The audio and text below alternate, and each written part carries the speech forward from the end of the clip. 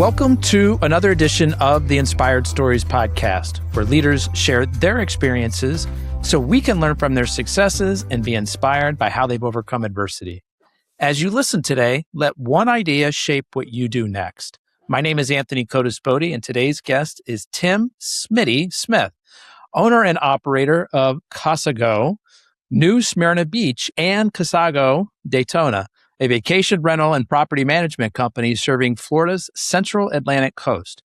Part of the larger Casago network, Smitty brings a hands-on, owner-first approach focused on clear pricing, spotless homes, and the five-star stay every traveler hopes for.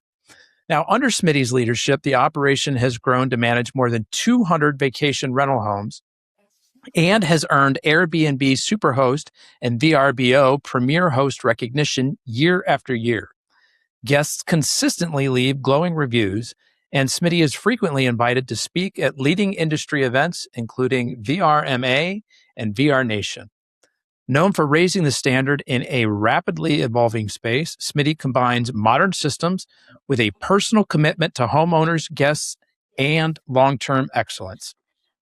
Now, before we get into all that good stuff, today's episode is brought to you by my company, Adback Benefits Agency. Listen, if you run a business, you're likely stuck in the cycle of rising insurance premiums. You're paying more, but your team is getting less, and many people can't afford coverage at all. We do things differently. We provide your hospitality employees with unlimited access to doctors, therapists, and prescriptions that's always free for them to use. But here's where you really need to pay attention. Unlike every other employee benefit out there, our program puts more money into your company's bank account. As an example, we recently helped a client increase net profits by $900 per employee per year. Gains like that can change how a business is valued. Results vary, but the consultation is free. See if you qualify today at adbackbenefits.com.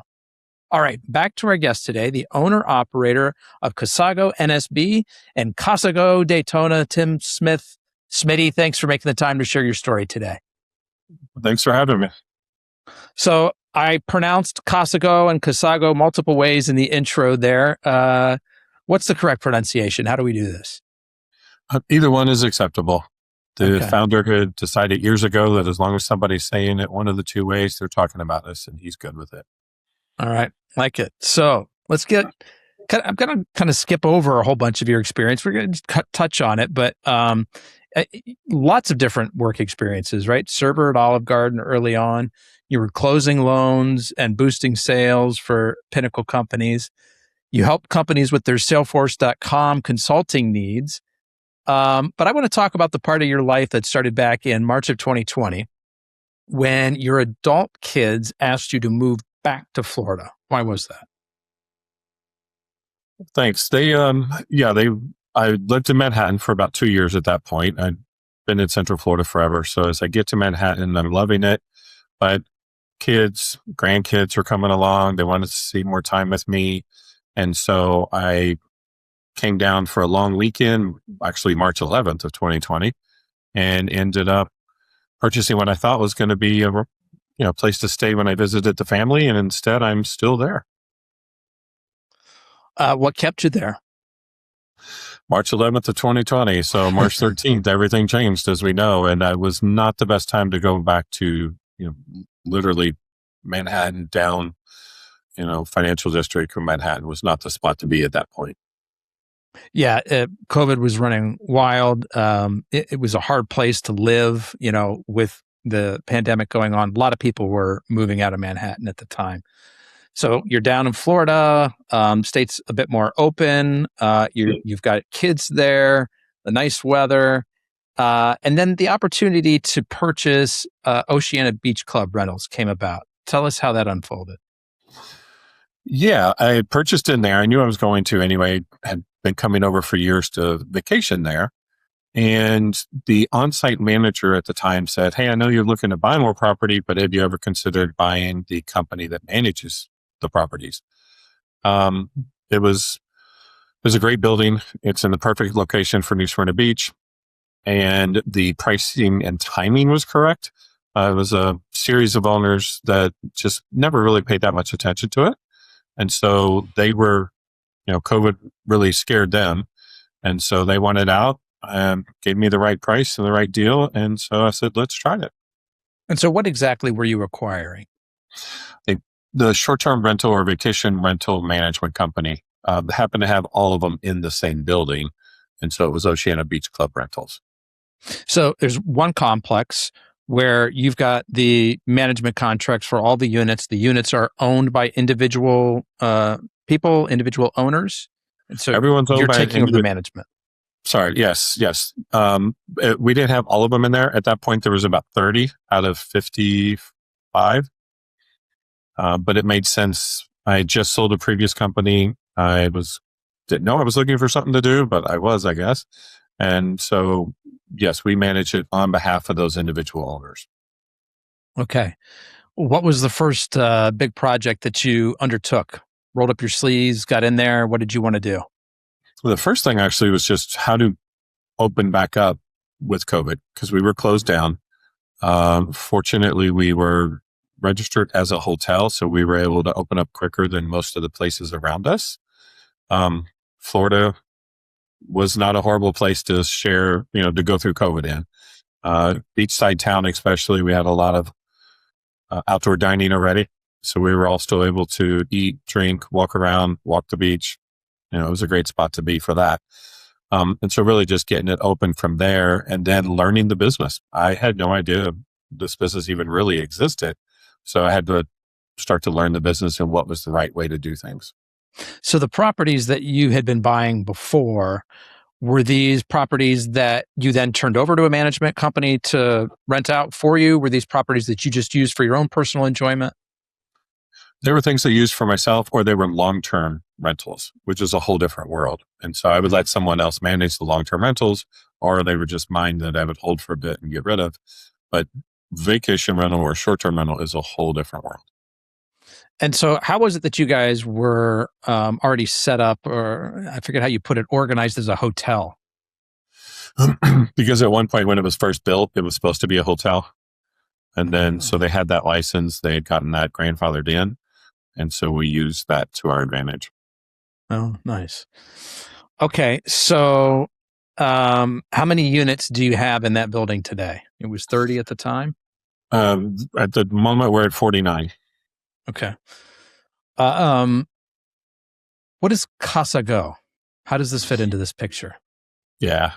So Casago is a national company. It is a franchise business. We went through some things in 2023 and realized that as much as I could learn about the business, I hadn't been doing it 20 years. I didn't know everything. I didn't know all the right connections, so forth. And so I wanted to look for a way to get the support that I needed. And when you're in a small town, that's not always, you can't just go grab people and bring them over to you. And so I joined Casago specifically. I purchased the franchise area for Daytona and New Smyrna Beach. Okay. And what resources did this make available to you? Yeah, it's actually been really, really helpful from a few standpoints. The technology, there was already an existing platform that was built out the way it should be or the way that they recommend. So there was that. There was pricing power as we talked to vendors throughout the industry, being part of Casago, which is now the largest property manager in North America. Then, we get pricing benefits that way. And they have a really great support team that has seen pretty much anything. They've been doing it 20 years. So something comes along, whether it's a guest situation, an accounting situation, or even a technical, why is this happening this way? They've got a team we can call on to help fix it quickly versus trying to struggle through to figure it out. Is another one of the big lifts or the big assists here the fact that now your properties are listed on this national platform? And so does that help more people find you and your properties? It does. Because of our history and building our own sites, we actually still get most of our bookings from our own direct websites. But Casago and now Vacasa.com, which Casago purchased them last year, those are starting to really ramp up and be high volume search engines for folks, be it Airbnb, Vrbo. Now more and more are going to Vacasa.com and Casago.com. So yes, it will drive business as well. So how many units do you own yourself versus how many units are you just managing for other folks? At this moment, I only own the one I live in, which will be a rental shortly. But other than that, we manage for individual owners. Some have one, some have two, some have 10. So all individual owners at this moment. Do you want to say more about the number of units that you're managing for folks? So we currently manage about 230 now, and growing pretty weekly, thankfully, throughout Daytona, New Smyrna Beach, the entire area, all beachside. And they range from studio condos up to 5, 6, 7 bedroom homes right on the ocean. So a nice variety for folks that are looking for somewhere to stay. And how do you grow? How do you find new units to manage? That is a fantastic question, and it's one that's debated often in the industry. We tend to grow to begin with. We grew just by doing a great job, and that owner would tell a different owner, right? So then they would sign up with us, and we continue to grow that way. Over the last 12 months or so, we've actually taken on 2 other competitors. One competitor locally that we've been able to move a lot of their owners over to us because they wanted what we are offering versus what they are offering. And then Casago, the corporate, did buy Vacasa, and we had the opportunity to purchase those contracts for all of the homes in our area. Interesting. And so walk us through the... Go ahead. Timmy. So that's one way. And then there's also just natural, organic, we'll call it, right? Where you're out and about and somebody says, I'm buying this place. Will you rent it for me? They ask other owners in the building, their friends and family, and they send them to us. So we're very grateful that we get a lot now on a regular basis from those other owners referring folks to us. Do you need a certain number of units within, call it a square mile radius, in order for it to make sense for you to do? Like if something's 100 miles away and you're only getting one unit, you get your team there to do what they need to do. It doesn't make a whole lot of sense, right? It doesn't. And that's something we consciously made a decision a little while ago. We had the opportunity when we purchased the Vacasa properties, we had the opportunity to take on another 70 or so in the 2 counties below us. And we made the decision that it's not for us, even though it's only an hour away. It's just, we have plenty of opportunity here. Let's focus on what we have and who we can serve in this area. Partly for the team's sake, right? They're not driving all over creation. And partly because if something happens and a guest needs you, you're not an hour or 2 hours away. You're 15, 30 minutes, etc. So we do focus on that. We call it efficiency of having them close by each other. So walk us through the services that you actually provide. Yeah, for vacation rentals, we are actually a full service company. So that means we're going to handle everything from the marketing to the guest services, the guests while they're here, before they get here, remarket to them afterwards, because a lot do come back to our area. We want them to come back to the same place if they loved it. We handle pricing, not just pricing the properties, but pricing strategy, how to drive the most revenue for them. Cleanings, inspections, maintenance. We actually consider ourselves a bit more of an asset manager for that owner, right? Making sure their property, while they rent it out, there's going to be wear and tear. How do we take the best care of it along the way? And so we have some owners that it's all about how do you take care of the property, and others are how can you give me the most money? And we blend those two together for results. I'm curious what percentage of your clients are also using the unit themselves on occasion? It is their property and they can use it as much or as little as they would like. There is a 20% of them that like to use it during the peak season. And so they're using it as the owner. And I can't blame them. They're from Michigan, Wisconsin, etc. Why wouldn't you rather be in New Smyrna or Daytona February, March, and April? So about 20% use it that way. Some use it sporadically through the year. And some actually buy it, come down once a year, and they're fine how you take care of it the rest of the year. And I would assume that your pricing is some sort of a fixed monthly or annual fee plus a success fee for whatever percentage of the times that you're able to sell it or fill it? So we actually take a commission on the bookings themselves.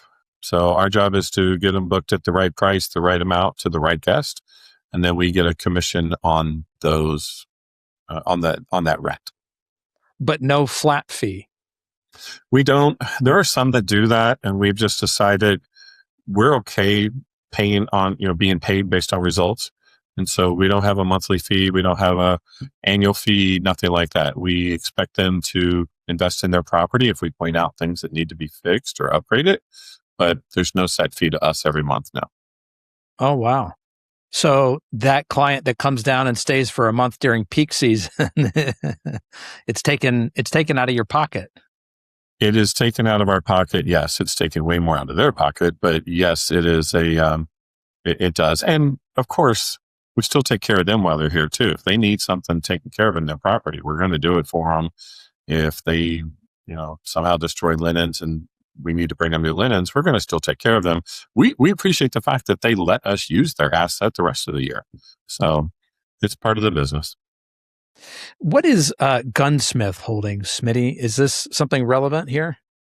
Not so much. It's our umbrella company. My wife and I, her maiden name is Gunn. We decided that, about 5 years ago, we would, as we started to buy things or invest, then it would be under the holding company. That's all. Got it. Okay. So not a separate business, just, the holding company for what you guys are doing, what we're already talking about. Yeah. Yeah. This business is enough to keep anybody busy.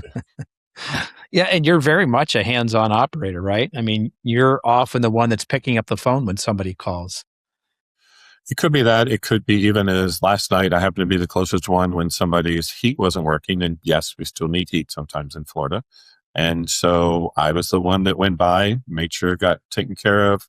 Heater was put in, the electric was working, everything was good to go. So I am involved that way. I do have an amazing team though. So most of the day to day now, I don't know anything about, or, I trust them. Tell me more about your team. How big is it? How do you train them? How do you find good folks? How do you hold on to them? That is the crux of any good business, I think. And one thing I'd like to brag about is our team. If we were in a different industry, we'd still be a success, I believe, because they are that good. Most of them haven't had any experience in the hospitality space. They were really good at X, Y, and Z, be it leadership. My COO ran real estate investment firms and stuff. And so she has come over. She's the glue that makes sure everybody is taken care of and happy in the operations aspect of things. And so she's also my translator. I say, as an entrepreneur, sometimes we throw out crazy, wonderful, wild ideas. And while they might be great, it scares the everyday staff. And so she translates that for them. We find them through referrals have been the biggest way we've done it. It's really the only way in a small town that you can do that. And so referrals, we spend an enormous amount of time on training, hand in hand. We do inspections. The biggest number of employees we have is cleaners and maintenance. They're also the whole critical part of the business.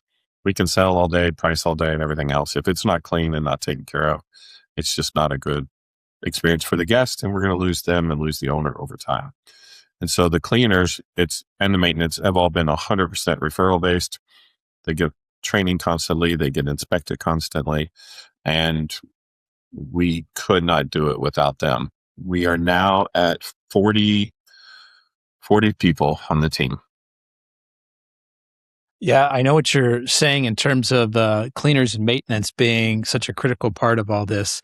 I've not been on your side of the business. I've been on the customer side, where my family goes to the same place in North Carolina for a beach vacation every year.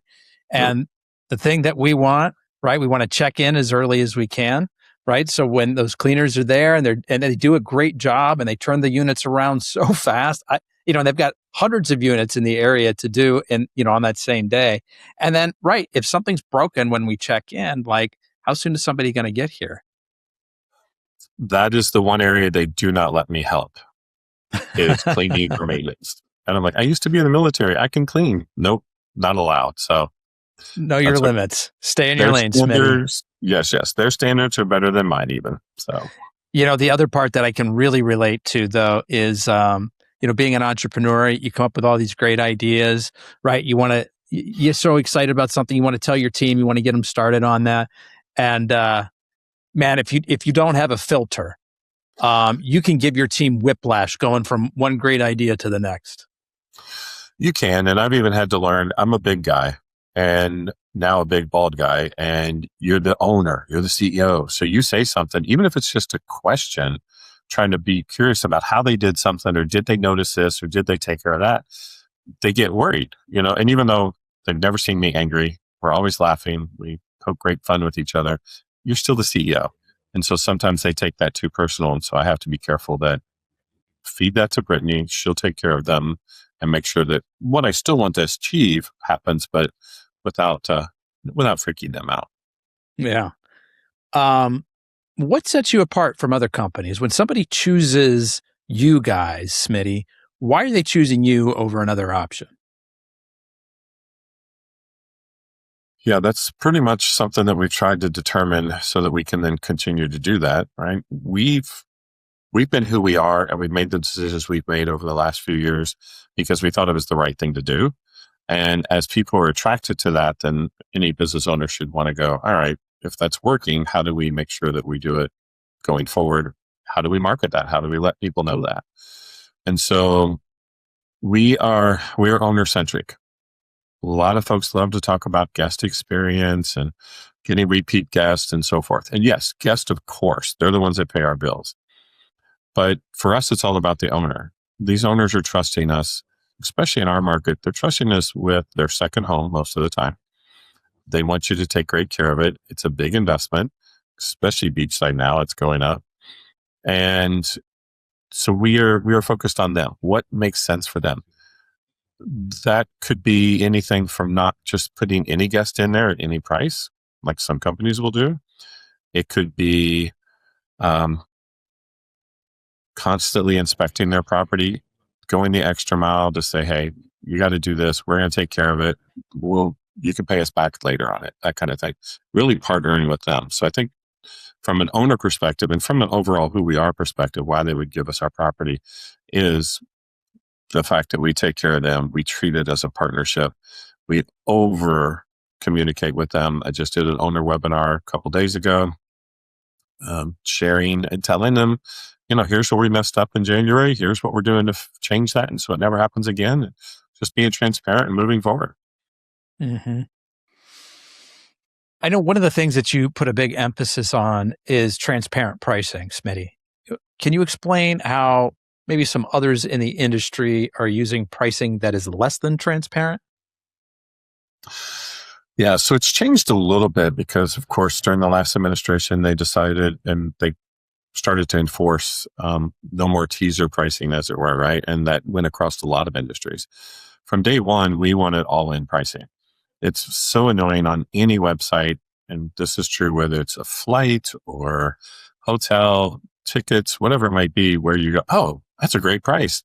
And then you click and it's 40% higher because of fees and taxes and so forth.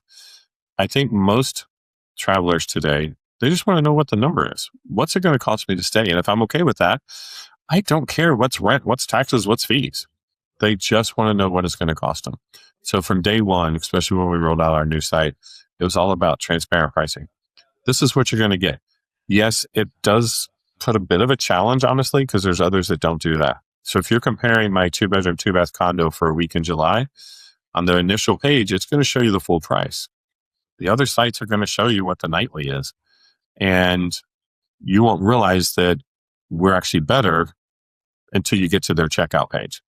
So that's a big part of it, is we just wanted to, you get what you see. You get what you see, but you're also paying, from the moment you're looking what your total costs are going to be. Do you ever feel like a pull to go back on that strategy? Do you feel like you're disadvantaged at all because maybe you aren't getting the initial clicks that you would? Oh, of course. Especially at the beginning, especially being, at least half direct bookings, people coming to our site. We've done a great job of building the SEO. So they see New Smyrna Beach, let's go stay there. Daytona, let's go stay there. And where do we stay? And if they do compare against a different site, it is. And so while there is a pull to go back to that, I still think maybe it sounds cliche or easy, but I still think doing the right thing is the right thing. And it's our job to let them know why it's different and why it's that way. And hopefully enough will realize that and appreciate it. Let's talk a little bit more about doing the right thing. How do you do that for your team? How do you do the right thing and take care of them?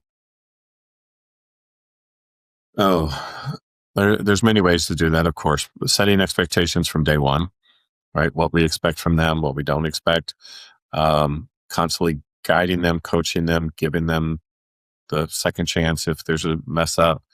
One of the big things I've always done in business, and I still do today, we just had this last week. A, let's say a front desk person, a guest services person messes up on the pricing. They gave a ridiculous discount and they promised this something XYZ to the guest. And it turns out that's actually going to cost us money. We're not going to take it from the owner. That wouldn't be right. So it's going to cost us money on that particular vacation for that guest.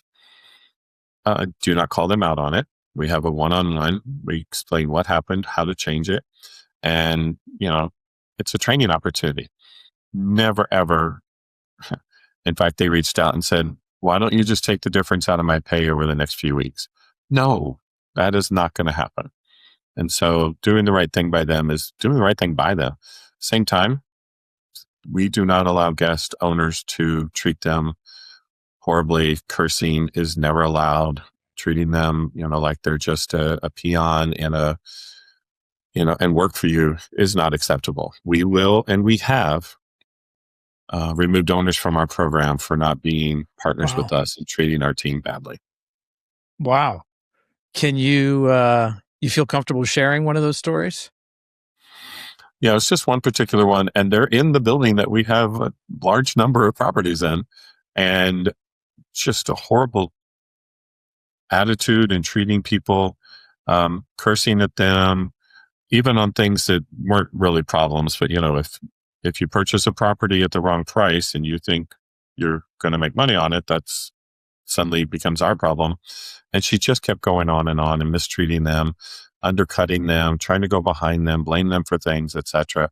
And it just became like, no, it's not okay for you to treat our people that way. She's like, well, she wasn't happy about it, but I care more about the team and that long-term success of the team and the person and our people than I do any one particular owner. We actually have a saying, no one owner, no one guest, no one team member is going to prevent the success of all the rest of us. Mm. Wow. It really is all about the team. You mean that wholeheartedly. I do. Yeah.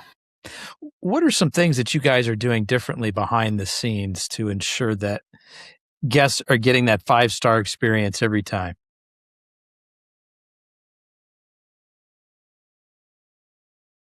There's things, and sometimes it's hard to say because I know what we believe is just a standard. This is just the way it's supposed to be.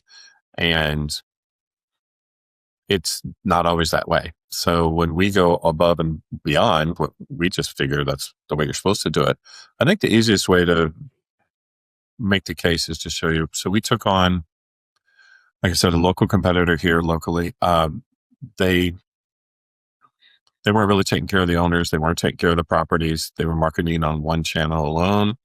And one of their employees just decided, you know what, they're not taking care of my owners. How can we do it better? She joined us. We've been able to, one by one, those owners found out about it, came over. They were shocked at how their properties were taken care of by us versus previously. And we don't need to go into details as how gross some of those things were because guests were staying in them. But the moment we got a hold of them, they were taken care of. They were brought up to standards. And yes, sometimes my team will go overboard with trips to fix stuff, trips to clean things, extra chemicals, extra doing it the right way, etc. And that's okay. With the properties that we just took on, 150 plus all at one time, there's been quite the revelation that other companies are okay with, maybe not quite fixing a door, or the microwave doesn't have to work correctly, or a shower curtain doesn't have to be replaced every week or every month, and they just let it go. That's just not okay. You said you didn't want to get into the details about how filthy some of these places were, but maybe give us one story if you don't mind.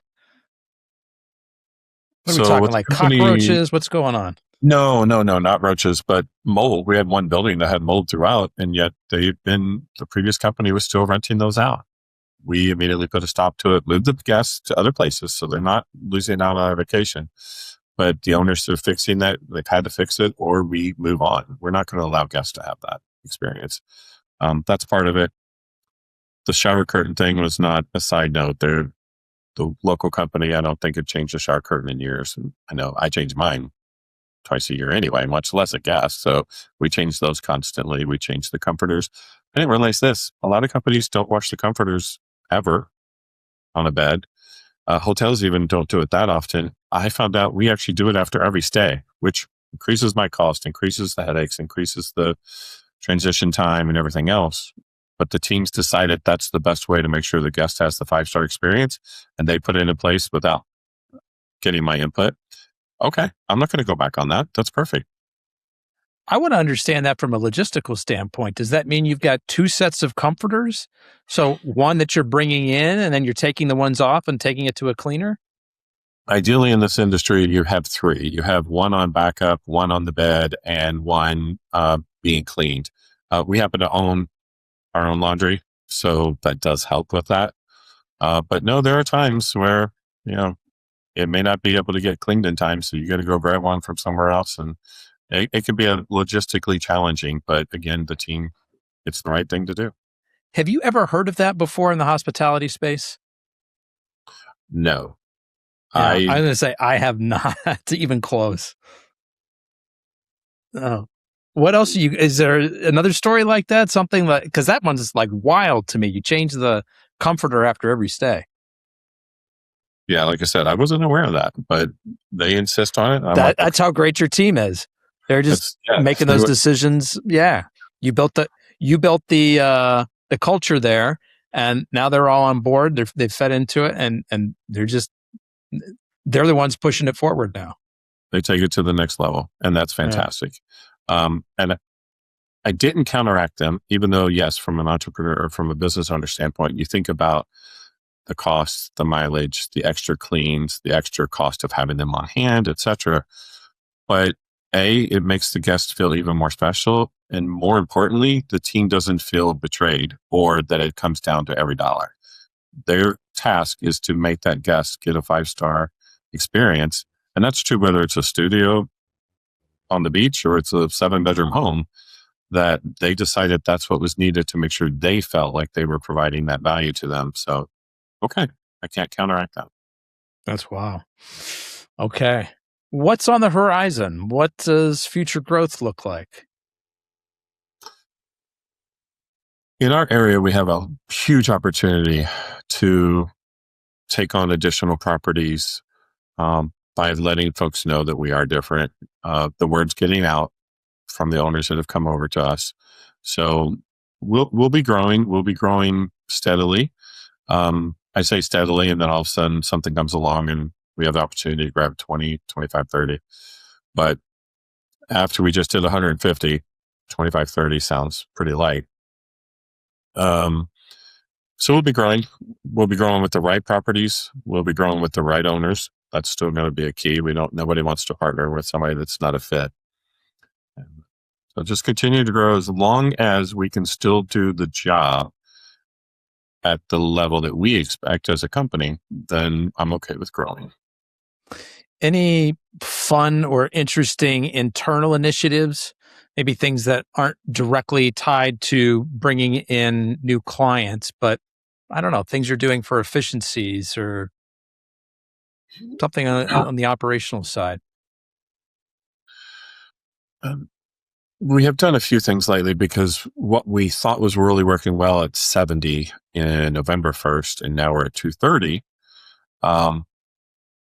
You can plan and strategize and study and map it all out and everything else. But where they say, until you're in the ring, the plan goes out the window. The team has really evolved some of them into, they might have been doing this for us for 2 or 3 years, But now that there's an opportunity to do something else and they're better at it and enjoy it more. So we're doing a lot of team transition to get them more in the spots where they should be for their sake and for, the results. Another big area that we are rolling out is we will have to roll out benefits this year. We're hitting numbers that will make us do benefits, and we're okay with that. I'm looking forward to having that opportunity for them. So many of them, especially cleaners, are living, week to week, and it shouldn't be that way. We pay higher than everybody else around here already, but there's other ways you can reward them and just thank them for being around. Internally, we also have rolled out new marketing campaigns that we had never done before. We're rolling out policies and procedures for guests that we had never done before and nobody else is doing yet. Like what? So we have gone to the most flexible cancellation policy you can have. That means even Airbnb the day before, right? You can cancel and still get a full refund. For our direct sites and every other channel, you can cancel 7 days before. I want to point out, though, that is not only unique, it's I don't necessarily say put a flag on, but it's something that makes us so different for the good of the guest, especially in today's world where everybody's unsure about, be it tariffs or weather or whatever it might be. How do I book something this far ahead? So many of our guests are coming back and back every year, but now their grandkids are playing baseball and they don't know they can come back next year. Why prevent them from booking? Let's not give them the peace of mind, and let's provide them the peace of mind that they can book, knowing that they can cancel up to 7 days before, still get a full refund, and our owner still gets paid. So we're protecting the owners. We're providing great value to the guest. Most folks in this area, you have to pay 60 days in advance before arrival. You have to be paid in full, and you don't get a refund if you cancel. There's some folks in this area that charge a $600 deposit, for example, and the moment you've paid it, it's gone. It doesn't matter what happens in life for you, you lose that money. We don't think that's right. So part of me is like, okay, this is a fantastic policy, protects the guests, protects the owners, but then as the business owner, you're highly exposed. I mean, if you let folks cancel 7 days in advance and get their money back and you are still paying the owners, I mean, what's the likelihood that you're going to fill that spot with somebody else? So there are financial mechanisms behind the scenes that are allowing us to do that. Yes, there's a cost. Of course there is. And there's extra cost and headache for my accounting team. But what we would do in that case, what we've always done in that case, is if somebody cancels that close, social media burst, some AI tools that we use, email marketing, calls, etc. Things that you can try to do. There's a couple of channels that focus on last minute bookings. So yeah, you're pretty much being very aggressive with the pricing, but you can still try to fill it. So we'll still be okay financially as a company. And the main thing is the owner will still be okay. We still have their asset to keep trying to get new people in there and keep them happy. That's wild. You guys are like Southwest Airlines up until recently anyways. Right. That's a great comparison. I like that. But it honestly, and I'll be honest, I fought that idea for probably 6 to 8 months until I realized that it is the right thing to do. I was able to do the math. Yes, it could cost us money in the short term, but over the long term, it's the right thing for the guest. It still protects the owner. And so let's go do that. And by the way, the results speak volume. Bookings, the first 45 days we rolled it out, bookings year over year went up 89%. Whoa. Yes. Cancellations went up 10 to 14%. I will take that change any day. Okay. The proof is in the pudding. We'll you had no idea it was going to play out that way. No, I thought it will increase bookings, of course, because it gives people, and I knew cancellations would go up. And of course, my mind's like, oh boy, if they go up too much, then with this and that. And No, the proof is in the pudding, and maybe it's cheesy, but it's also kind of cool to be rewarded for doing the right thing, if that makes sense. I mean, it's like, oh, we did the right thing because it's the right thing. Oh, and it's working out great for our owners and us. Okay. Isn't it funny how that happens? So tell Yeah. us a little bit about the way that you guys are using AI. We use AI in a couple of different manners. We use it in our communications, of course. Oftentimes, if it's an upset guest or an upset owner, or a questioning owner, they're not really upset. They're just, they want handholding. They want to know what you're doing for them. We're going to use AI to help us structure that answers, or all those answers. It is trained to be our voice, and also my team can use our AI to make sure that they're still sounding like us. That's part of it. But then behind the scenes on the website, for example, we have AI in place where if you go look at a 2-bedroom, 2-bath condo in Daytona Beach shores, and there's probably 5,000 of them, but if you're looking for one of those and you click on that, you're like, wow, this might be work, this might not. Down at below, a lot of us see these, we see, oh, you might also like or also recommend it. Those three are those three are put there by AI based on your online persona. It knows a lot about you. So it's going to put the 3 properties in front of you that you might click on first. It actually now has started rolling out where even the picture in those also recommended are going to be the picture you're most likely to click on based on previous behavior. That's true on our websites. That's also true in our email marketing. We no longer have to go, okay, I want these 4 to be focused on in this email campaign. It's going to be the 4 or 3 or 4 that recipient is most likely to click on, and AI makes that possible, so that every email actually has different properties in it based on that who's receiving it. That's really cool. Are there some ways that you intend to roll AI out? Maybe some projects you're thinking of or have started working on? No, there's definitely a lot of opportunity in the space to use AI. I'm sure this is true in every industry, but you go to a conference and it's supposed to be about revenue management, and all of a sudden it's about AI through and through. And so it needs to take hold a little bit better. And also right now, everybody's just tending to go, all right, well, I'm just going to turn it over to AI. I've been in Salesforce world. I've been in software world forever. I believe in processes. I love technology. I love AI. I use it constantly. But it doesn't replace us, especially in the hospitality business. It needs to handle the minutia, the instant answers, the common sense things in the background, while our team actually focused in on that guest. If my team's not having to worry about responding to where the coffee baker is or when the pool opens and all that, because AI can handle that, that's great. We can spend more time with that true relationship. We also use AI to build all of our listings. So that's taken hold just in the last few months.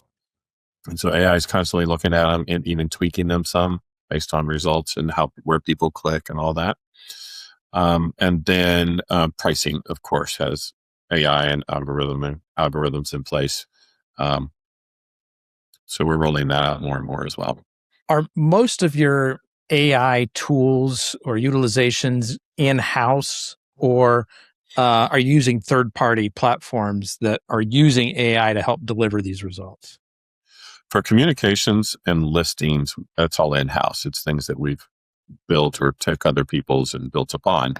For the websites, for pricing, for other things like that, that's third-party providers. Gotcha. Let's shift gears here, Smitty. In my experience, every success story, there is, something behind that story that almost broke somebody. I would be curious to hear about a big challenge that you've overcome in your life, whether it's personal or professional, how you got through that and what you learned. Yeah. So most recent, 2023, we were doing this business. I was trying to figure it all out on my own. This was before we went with Casago. We brought in an outside operations person, and there was misappropriation of funds, we'll say. And so much so that it meant we weren't going to be able to pay owners. And, those owners, those funds sit in trust with us that, we gather money now. Once the guest stays, then the owner gets paid. That money's in trust. We shouldn't be using that anyway. So we went through that, and it was personally painful because, you trust this person, you're building a business together, etc.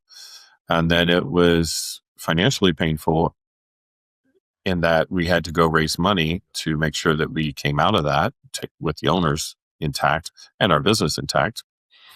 We did that. It was also a little humbling, rewarding maybe, I'm not sure. We did not lose a single owner through the process. And I know that we all talk about gaining trust and earning trust from the folks we work with and so forth. And I think that proved to me that doing things the right way the previous 3 years meant when something like this happened and being transparent, which we always are, being transparent, being open, being honest what happened and what we're going to do to fix it.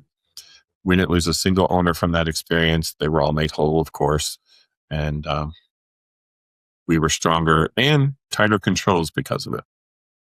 So a couple of follow-ups there. How did you guys go out and raise money?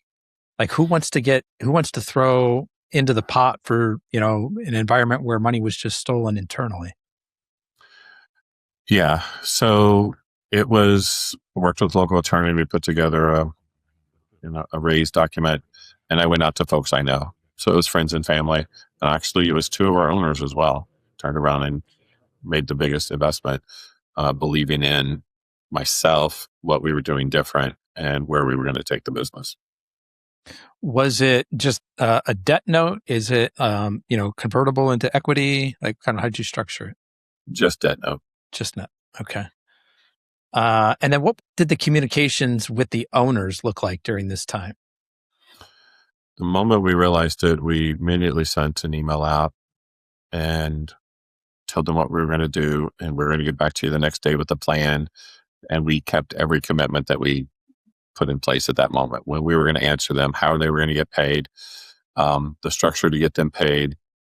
And there were phone calls, but there weren't as many as I expected, partly because here's what we're going to do. And this should happen anytime there's a bigger than a hiccup, but anytime there's a setback or hiccup is here's what happened. Here's what we're going to do to fix it. And then meet those obligations or those commitments that you said. And we did that. And there's a lot of communication going on. What was the timeline from when you discovered the problem to when you had a plan in place? So we discovered the problem, and the plan in place was maybe 2 weeks. It wasn't something that you could wait on, right? Yeah. We needed to pay out owners the following month. And so we needed to have a plan in place really, really quickly. And that was 2023. I wasn't quite there. I didn't know how much I could use it to take care of things with me or to help me. And so it was all me and attorney and accountant and so forth, trying to work all that out. From there, it was about 4 months of raising funds. And then we were okay from that point forward. Mm. Do you feel comfortable saying more about how you discovered the problem? The person suddenly disappeared from communications, and he was somebody that always talked to us constantly, and he wasn't local. That's another catch there. And so we started diving into, where is he? What's going on? We heard that he was picked up and arrested for something else, and that caused us to go, hold on. And immediately started looking into every account, every connection, every conversation, so forth. Wow. Oh, so painful. But go ahead. You got more you want to say there, Smitty? No, painful is that's a fair way to put it. Both, like I said, professionally, and I get it. It's business. You could just say, "Oh, it happens. Move on. Owners will get over it, etc." But I took it personal. I took it personal, the betrayal, but I also took personal. These folks trust me to take care of their property, to also pay them when they're supposed to be paid. My staff, requires, payroll. And it was a tough time period. Yeah. What are some controls that you've put in place from this painful experience? My accounting team can see bank balances. They can't make internal transfers even. Nobody can move money around on the bank accounts. Nobody can sign checks. I maybe a bad habit, but I look at the bank account every single morning, and I know that's folks have said, yeah, that's going to be your hardest thing is trusting people again. I said, yeah, okay, so be it. That's from a personal standpoint what we've done, but then also with the business, when we went to Casago, the software that we gained as part of that, we don't have any owner's details as far as their bank account information, not at all. We don't write checks anymore to them. It's all through a software that automatically it holds their, private information. I don't want anybody on my team to be able to see it. It's just, we removed all risk as possible. Smitty, what's your superpower? Yeah, we can, you can be glib about it and say one word, or I think it's more, I'm not comfortable with things. Things have always been done this way. I'm just wired to ask, can we do this better? Can we do it different? If I had to do one word, I would say like challenger, just challenge the status quo. Particularly in this industry, in this area, it's always been done this way for 30, 40, 60 years. And I wasn't okay with that. And so I knew that coming in, if I challenged those assumptions, and some of them, they've been doing that way because it's the right way to do it, that's great. But if you don't just fall back on those things and you see about how you could do better, how you could challenge the status quo, then that's when opportunity happens. That's when fun happens. That's when opportunity happens as well. What does your process look like? Is it just continuing to ask the question, why? It is. Somebody asked me one time, what's the skill set that is required? And I think kind of like a journalist, just why, right? And I know I've read different articles and books and stuff about the 5 whys or this or that. But to me, it's always, okay. And my mom would tell you, I've been this way my whole life. Don't just because that's the way it's done. It's never going to work for me. And so, yeah, I'm just constantly asking, why? Can we do it different? Again, it may be better, it may not be better, but can we do it better? Can we do it differently? Well, I like that. Any daily practices, Smitty, that, something to help you start your day, maybe something to help you end the day or just keep you on track in between? The biggest thing for me from a personal standpoint is meditation. I took on transcendental meditation in the fall of 2023. I knew I had to do something different. And so I tell people all the time, I don't know if it necessarily helps, but I sure know if I don't do it, it matters. And so every morning, that's one of the first things done. Depends if the dog's ready to go out or not. Other than that, it's usually the first thing. And then we go out for walks. It's usually done twice a day. And I'll be honest, there's times when stress happens again and you go, you know what? Let me take that 20 minutes to meditate, free the mind. I think we come back stronger after something like that. And people's meditation could be running or, weights or whatever it might be. But that's been the biggest thing to change my success. And what does that meditation look like for you? You're seated, cross-legged, you're focusing on your breath? No, I said I'm a big guy, so there's no cross-seated. There's no, crisscross on the floor. There's not even really the yoga that you're supposed to start with. A little bit of stretching, but then I'm sitting on the couch. Nothing's crossed.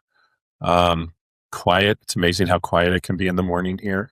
And just there's a mantra that I use, and it goes, and then you're done, and you slowly come out of it, and you go, "All right, I got this."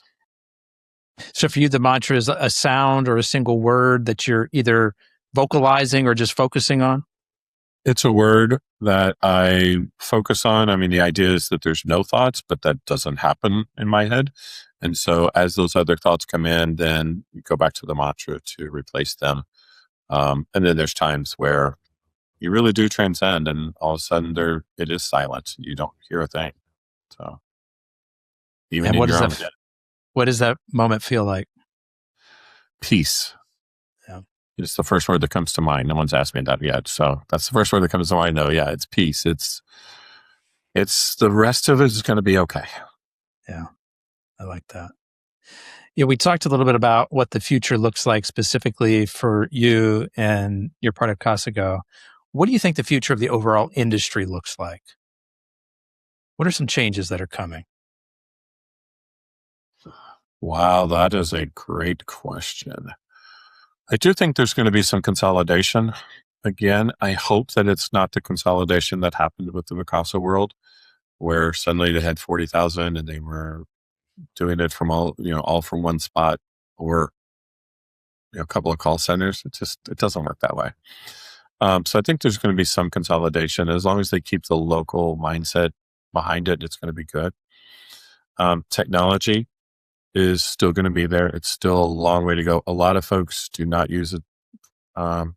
Flexible pricing. A lot of people don't market at all, except maybe on Airbnb. So I think the industry is going to step up to do more and better for the owners, and not just focus 100% on the guest experience, which, yes, we have to, like I said, but it's about the owners. Without them, we don't have anything to market, to rent. What's your favorite thing to do outside of work, Smitty? Grandkids on the beach. How old are your grandkids? Oh, I have 5. They range from 7 to 20. So just getting out there, the phone's put away, and you're on the beach. And I haven't been in the water in a year or two, but sitting there right on the beach with them having a blast, that works. Nice. I've just got one more question for you today, Smitty. But before I ask it, I want to do 3 quick things. Anybody who wants to get in touch with Smitty, Tim Smith, a couple of options. We've got his email address, Smitty, SMITTY, at Casago.com, Smitty at Casago.com. Also, you can find him on LinkedIn. He's Tim Smith 19. That's pretty easy, right? Tim Smith 19 on LinkedIn. So if you're enjoying the show today, please take a moment to subscribe wherever you're listening. It sends a signal that helps others discover our show. So thank you for taking a quick moment to do that right now. And as a reminder, if you want to get more hospitality employees access to therapists, doctors, and prescription meds that, as paradoxical as it seems, actually increases companies' net profits, reach out to us at addbackbenefits.com. So last question for you, Smitty. A year from now, what is one very specific thing that you hope to be celebrating? I hope to be celebrating that we've actually got through this latest transition and the additional ones that I know are going to come. And we do it a little bit better, less stress on the less stress on the team. And the guests still think everything's fantastic. That's the key thing. And that we continue to grow the right way, doing the right thing, but without it driving anybody bonkers or burning them out, including myself. What's something that you learned from this recent growth? Back in November, you guys took on a whole bunch of additional units at one time that you can apply to that next burst that's likely to come. The planning is as planning as you can do, as much planning as you can do it's not enough. You can plan, but you have to be flexible enough that when that moment hits, because things are going to come your way, it just always does, that you've got to be ready for that. And all that happens because you've told the team, you've built the environment for them that they can go be who they're supposed to be. And so plans can fall apart, but the team doesn't. It works out. Tim Smith, Smitty, from Casago, I want to be the first to thank you for sharing both your time and your story with us today. I really appreciate you being here. Thank you for the time. I enjoyed it. Folks, that's a wrap on another episode of the Inspired Stories podcast. Thanks for learning with us. And if one thing stood out, put that into action today.